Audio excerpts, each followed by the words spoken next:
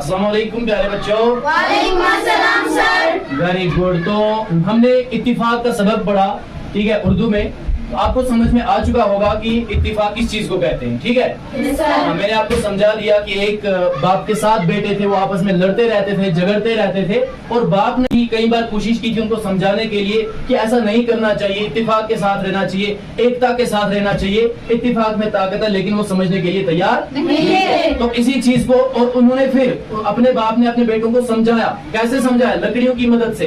एक एक छड़ी सबको लाने के लिए कहा, और उस छड़ी की मदद से अपने बाप ने अपने बेटों को इत्तिफाक के बारे में समझाया। और मैं आपको प्रैक्टिकली समझाऊंगा, दिखाऊंगा कि इत्तिफाक में कैसे ताकत होती है, ठीक है। कैसे हम ऐसे ही हमने फजूल में यूनिटी स्ट्रेंथ नहीं कहा, या इत्तिफाक में ताकत है ये फजूल में नहीं कहा गया है। इस चीज को हम आज प्रैक्टिकली समझने की कोशिश करेंगे, ठीक है। तो ये 7-8 लकड़ियां हैं, ठीक है। ये मान लीजिए कि ये एक एक लकड़ी जो है एक एक इंसान है, एक एक इंडिविजुअल है। क्या है? एक इंडिविजुअल। हाँ, ये 7 लकड़ियां एक एक शख्स के बराबर है, और मैं आपको इन्हीं लकड़ियों की मदद से समझाऊंगा कि इत्तिफाक में कैसे ताकत होती है। तो सबसे पहले हम इन लकड़ियों का एक गट्ठा बना लेंगे, एक बंडल बना लेंगे। क्या बना लेंगे? एक बंडल। शाबाश। मैं इसको एक बंडल बना लेता हूँ, और फिर आप सबको मैं ये तोड़ने के लिए देता हूँ। मैं देखूंगा कि क्या आप इसको तोड़ पाओगे या नहीं, ठीक है। आप कोशिश करना और तोड़ने की कोशिश करना, देखना कि तोड़ पाओगे या फिर नहीं तोड़ पाओगे।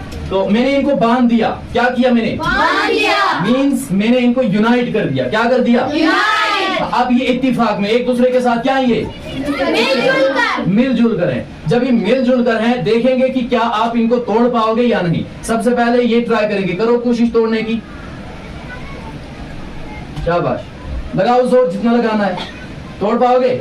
नहीं तोड़ पाया, ठीक है। अब ये ट्राई करेगी, करो कोशिश तोड़ने की। नहीं, चलो करो, सब लड़के ट्राई करो, तोड़ने की कोशिश करो। तोड़ पाओगे गट्ठे को? शाबाश, ट्राई करो, जोर लगाओ जोर। शाबाश, आ जाओ आगे आ जाओ, थोड़ा सा साइड दो, सबको दो। शाबाश,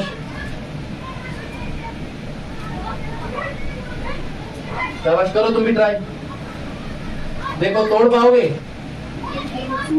क्या आपने इन लकड़ियों को तोड़ा? क्या आप इनको तोड़ पाए? क्यों?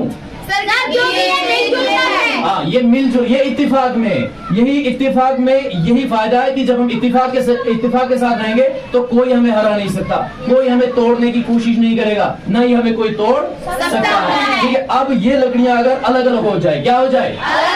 बिखर जाए, तो क्या हम इनको तोड़ पाएंगे? अब हम देखेंगे, वो भी हम ट्राई करेंगे, ठीक है। आप एक एक लकड़ी लीजिए और तोड़ने की कोशिश कीजिए। ये आप एक लकड़ी लीजिए और यहीं पे जब मैं कहूंगा तोड़ने के लिए तो तोड़ डालना, ठीक है। शाबाश, ले ली। अच्छा, तोड़ दो इसको।